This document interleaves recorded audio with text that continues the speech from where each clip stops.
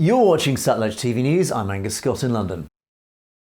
In April this year, the global organisation Genocide Watch warned that Narendra Modi's BJP didn't just threaten India's secular constitution, it threatened its future as a democratic nation. In the report, the organisation highlighted Modi's Hindu nationalist Hindutva agenda, which promotes intolerance and also detailed questionable legislation, like the Citizenship Amendment Act and anti-conversion laws, which directly attack the rights of Muslims and Christians in the country. Since the enactment of this legislation, both hate speech and violence against minorities has flourished. Historically, since partition in 1947, India has become a majority Hindu nation, and Narendra Modi's government has leveraged the fact since their election in 2014 to galvanise the BJP's support base around strong Hindu nationalism.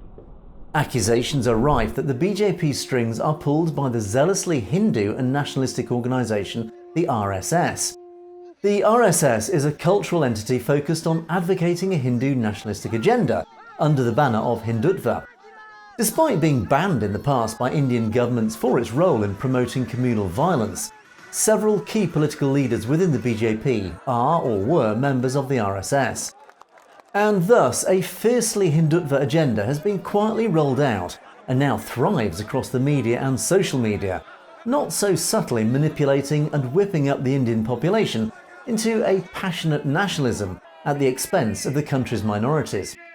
This has played well for Modi's popularity, particularly as he faces elections next year. But when the nation is placed under the lens of democratic accountability, it has faced the condemnation of human rights organisations across the globe. With several high-profile political prisoners now languishing indefinitely in legal limbo in jails across India, egregiously branded as terrorists, with a media so cowed under state control that journalists or media daring to question the country's slide into authoritarianism, finding themselves closed down or threatened by the state machinery, and the shame of falling to 161st out of 180 countries in the Global Free Press Index, India finds itself morphing into just another totalitarian state like China, rather than a free democratic nation.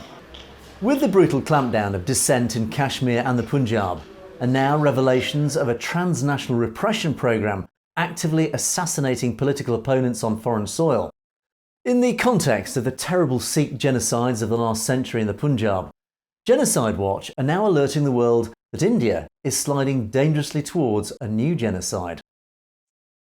You've been watching Satluj TV News. Don't forget to click on that subscribe button to make sure you get to see stories as they're broadcast. And of course, if you have any comments or opinions on any of our news stories, you can of course comment below. Or indeed drop us a direct message at satlujtv.com. We would love to hear from you. In the meantime, thanks for watching. For Satluj TV News, I'm Angus Scott in London.